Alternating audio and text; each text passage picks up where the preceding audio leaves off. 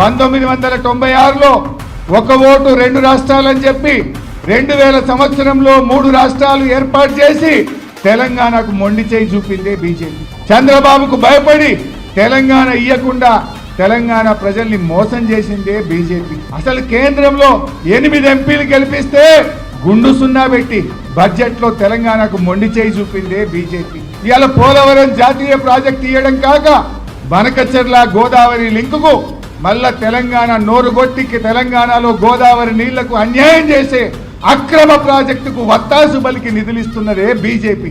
ఇంకా బీజేపీ ఏ ముఖం పెట్టుకున్నాడు? ఏం చేసింది బీజేపీ? ఓ జాతీయ ప్రాజెక్ట్ ఇచ్చిందా? ఒక మెడికల్ కాలేజ్ ఇచ్చిందా? ఏం చేసింది బీజేపీ? తెలంగాణకు అన్యాయం చేసింది బీజేపీ.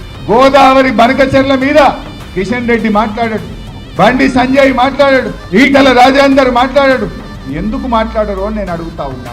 ఆ బనకచెర్ల గోదావరి ప్రాజెక్టు తెలంగాణ అది శాపం కాబోతుంది. అది కడితే గోదావరి జలాల్లో తెలంగాణకు తీవ్రమైనటువంటి నష్టం జరుగుతుంది. ఈ కాంగ్రెస్ దద్దమ్మ ప్రభుత్వాన్ని కృష్ణా నదిలో మొన్న 65 టీఎంసీలు తక్కువ వాడి మన హక్కును కూడా వాడుకునే తెలివితేటలు లేవు. గోదావరి బనకచెర్ల ప్రాజెక్టు ఆపే విషయంలో ఇవాళ రాష్ట్రంలో కాంగ్రెస్ ప్రభుత్వం పూర్తిగా ఫెయిల్ అవుతున్నటువంటి పరిస్థితి ఉన్నది. బట్ ఏది ఏమైనా బీఆర్ఎస్ ఉన్నది, మేము వదిలిపెట్టాం. రాష్ట్ర ప్రభుత్వం ఫెయిల్ అయితే బీఆర్ఎస్ ప్రభుత్వం అవసరమైతే సుప్రీం కోర్టుకు వెళ్ళైనా సరే గోదావరి బనకచెర్ల ప్రాజెక్టును ఆపి తీర్థం, తెలంగాణ ప్రయోజనాలు కాపాడతాం.